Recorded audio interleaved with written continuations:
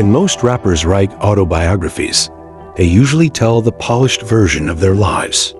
Prodigy didn't. When My Infamous Life was released in 2011, readers expected stories about Mobb Deep's success, classic albums, and life in the music industry. What they got instead was a brutally honest look into the street culture, rap wars, betrayals, violence, prison experiences, and personal struggles that shaped one of hip-hop's most respected figures. The book reads less like a celebrity memoir and more like a first-hand account from someone who survived one of the most dangerous eras in rap history.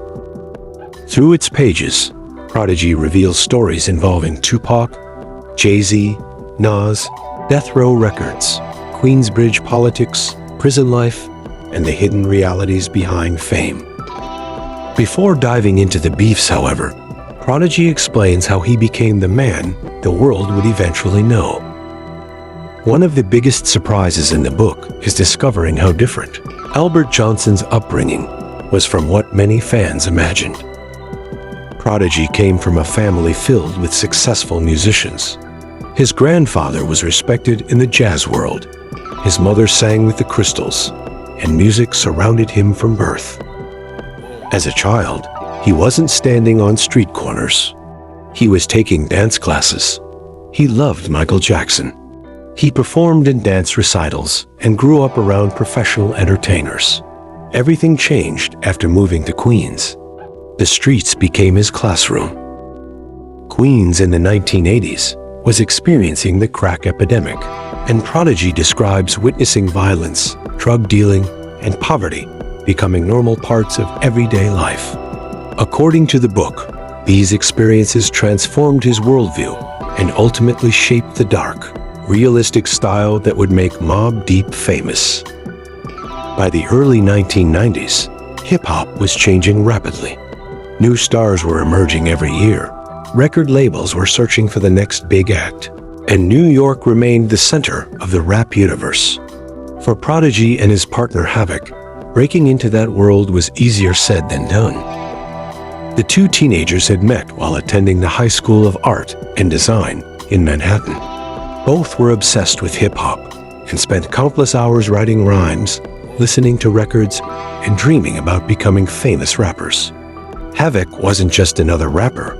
He was also a producer, and together, they began developing a sound that would eventually separate them from everyone else. Their first major opportunity arrived when they signed a record deal and released their debut album, Juvenile Hell, in 1993. According to Prodigy, the album was a disappointment. It wasn't that the group lacked talent. Looking back, he believed they were still trying to figure out who they were as artists. The record received little attention and failed to make the impact they had hoped for. In the book, My Infamous Life, Prodigy describes how the failure forced both him and Havoc to reevaluate everything. They realized they needed to stop sounding like everyone else and start sounding like themselves.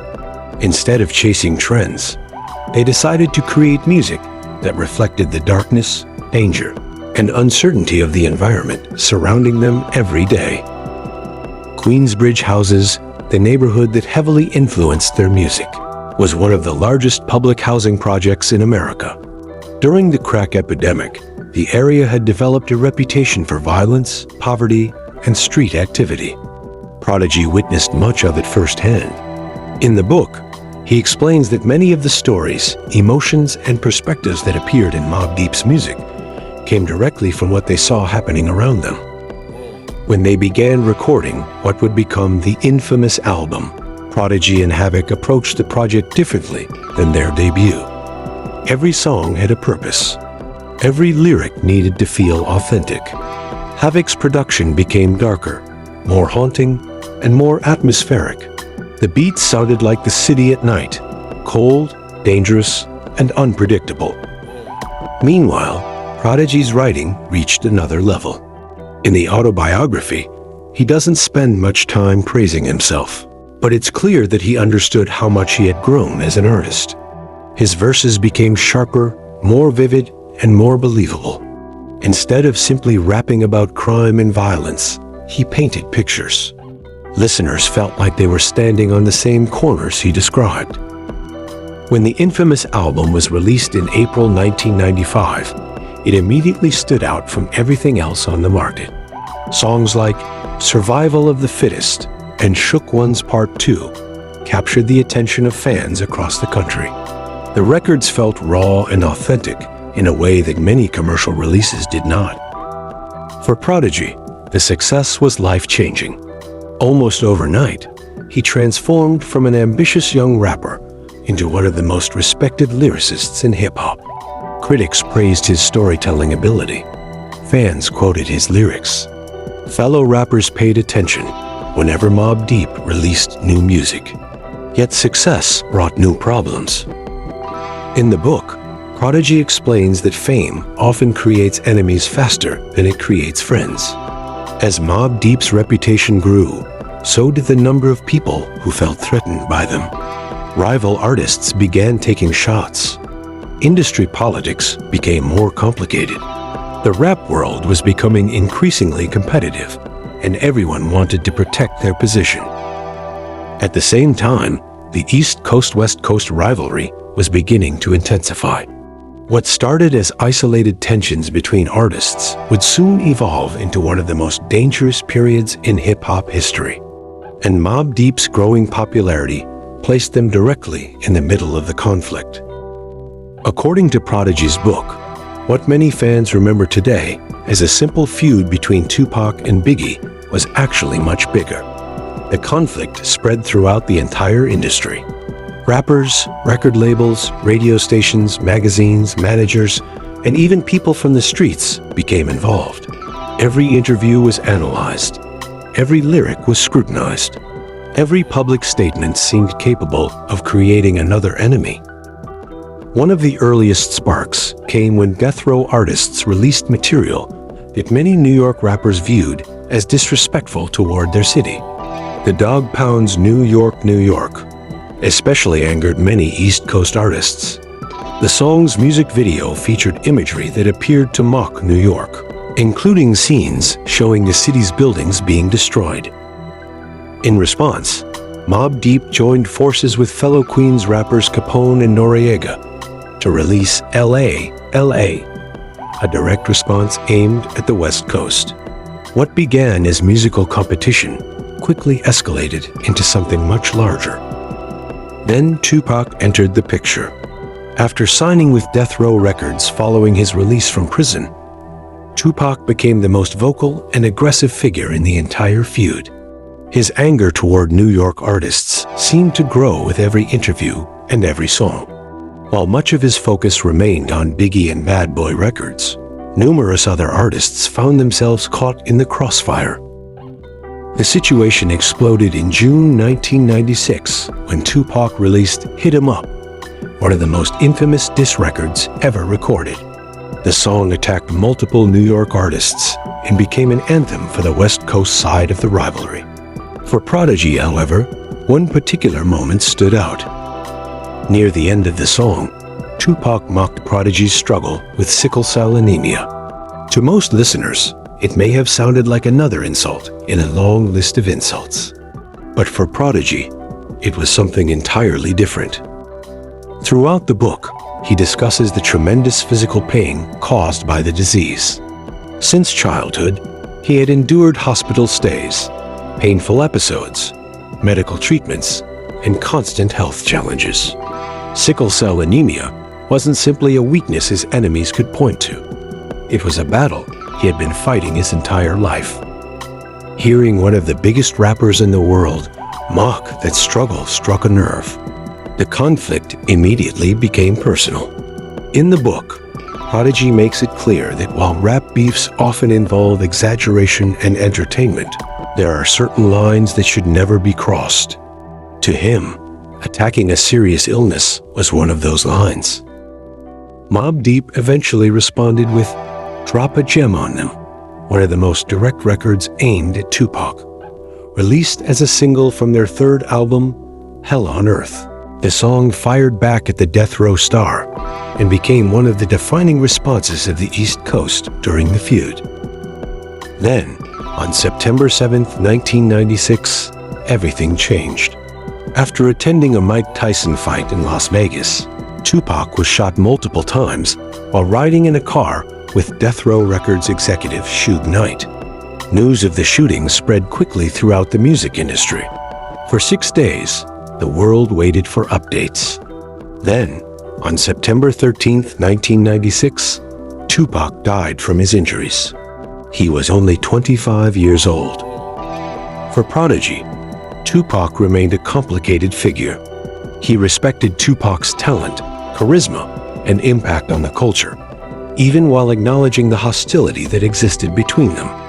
Their conflict had become one of the defining battles of 1990s hip-hop, but it was ultimately overshadowed by the loss of a young artist whose influence was impossible to deny. If Tupac's diss was the most personal, Jay-Z's attack was the most public. This chapter remains one of the most talked about sections of the book. According to Prodigy, tension between himself and Jay-Z had been building for years. The feud exploded during Summerjam 2001. As thousands watched, Jay-Z projected childhood photographs of Prodigy onto giant screens. The images showed him as a young boy attending dance classes and wearing Michael Jackson-inspired outfits. The crowd erupted. Hip-hop media immediately declared Jay-Z the winner. For years, those photos followed Prodigy everywhere. What makes the book fascinating is the way Prodigy responds. Instead of denying the photos, he explains them. They came from his grandmother's dance school. They were real. The problem wasn't the photos. The problem was how they were used. As the years passed, the hostility between Jay-Z and Prodigy gradually faded. Both men continued building their careers. Both achieved legendary status. And eventually, according to Jay-Z, the feud was resolved privately years after. By the late 1990s, Mobb Deep had already secured their place among hip-hop's elite. The infamous album had become a classic, and Hell on Earth had proven the group wasn't a one-album wonder. But despite all of their success, a new challenge was emerging. How could Mobb Deep stay relevant as hip-hop entered a new era?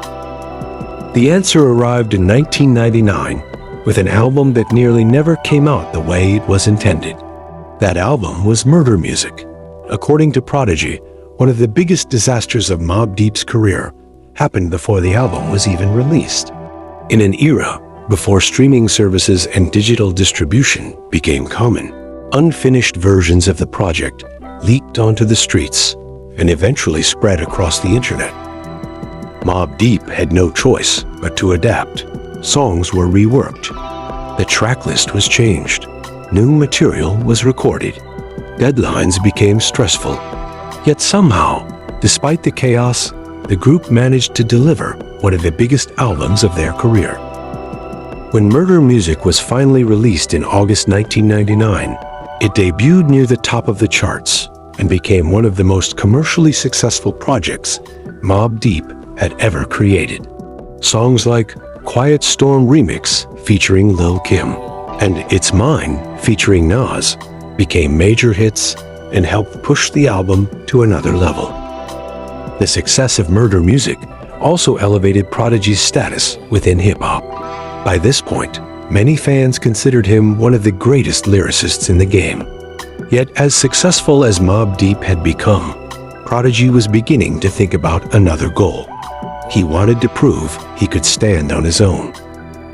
That desire eventually led him toward a solo career. In November 2000, Prodigy released his first solo album, HNIC. The title stood for Head in Charge, a phrase that reflected the confidence he carried during that period of his life. In the book, Prodigy reflects on this period as one of the most productive and successful stages of his career. Mobb Deep remained active, but his solo work allowed him to establish an identity that existed independently from the group. One of the most surprising parts of the book is the complicated relationship between Prodigy and Nas. To most hip-hop fans, the two seemed inseparable. Both repped Queensbridge. Both helped put the neighborhood on the map. Both were among the greatest lyricists of their generation. And throughout the 1990s, they often appeared on each other's albums. But as Prodigy explains in his autobiography, things were never quite that simple. Before fame, there was genuine respect. Nas had emerged first, releasing Illmatic in 1994, and immediately becoming one of the most celebrated rappers in hip-hop. His success helped shine a spotlight on Queensbridge and created opportunities for other artists from the neighborhood. When Mobb Deep broke through with the infamous album, many fans viewed them as part of the same Queensbridge family tree. But according to Prodigy, success has a way of changing relationships. As both artists became bigger stars, the business side of the music industry began creating tensions. Money became involved. Record labels became involved. Entourages became involved. And as Prodigy repeatedly points out throughout the book, many rap beefs don't begin with direct hatred. They begin with misunderstandings.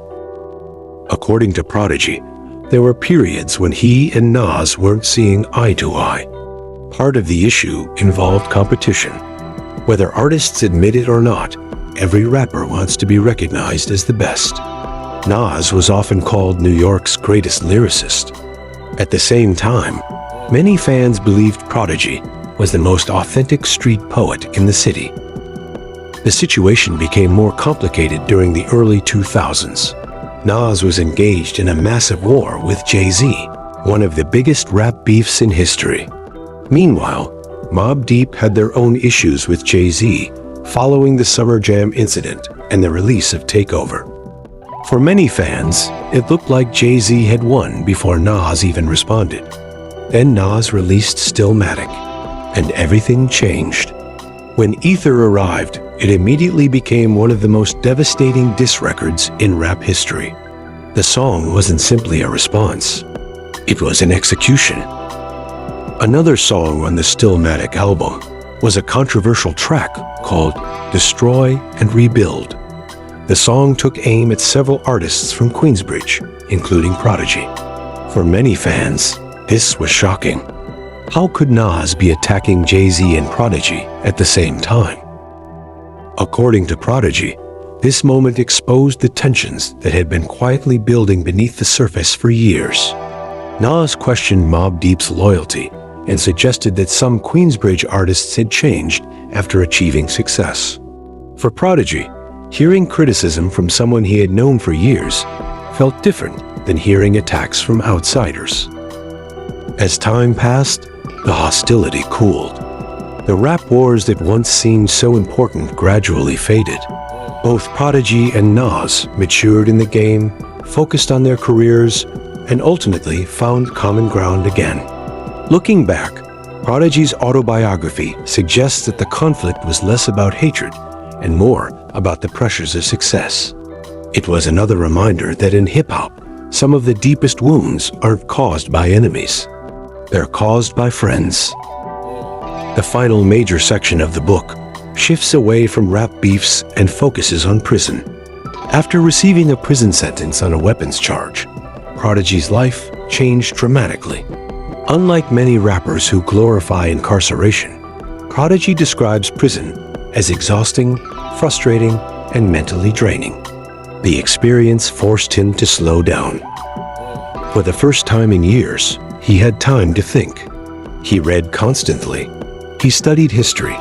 He examined his own decisions. He reflected on the feuds that had consumed so much of his life. In many ways, prison transformed Prodigy from a rapper into an author. Without prison, my infamous life probably never would have been written. More than a decade after its release, My Infamous Life remains one of the most respected autobiographies in hip-hop. The reason is simple. Prodigy wasn't trying to look perfect. He wasn't trying to rewrite history. He wasn't trying to win old arguments. Instead, he documented everything as he remembered it. The rap beefs, the mistakes, the betrayals, the violence, the prison years, and the lessons learned along the way. The result is a book that feels less like a memoir and more like a first-hand account of hip-hop's most volatile era. Through Prodigy's eyes, readers witness the rise of Mobb Deep, the East Coast-West Coast War, legendary rap rivalries, and the harsh realities behind the music. And by the final page, one thing becomes clear. My Infamous Life isn't just the story of Prodigy. It's the story of an entire era of hip-hop that will never exist again.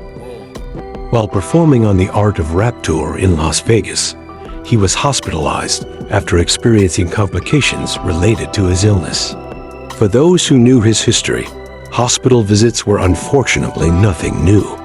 Prodigy had been fighting sickle cell disease since childhood and had endured countless painful episodes throughout his life. But this time, he never recovered. On June 20th, 2017, Albert Prodigy Johnson was found unresponsive in his hospital room and was pronounced dead at the age of 42. His death was later determined to be the result of accidental choking while hospitalized. The news shocked the hip-hop world. Tributes poured in from fans, friends, and even former rivals, all recognizing the impact he had made on rap music and culture. For a man who spent his life telling stories of survival, the final chapter came far too soon.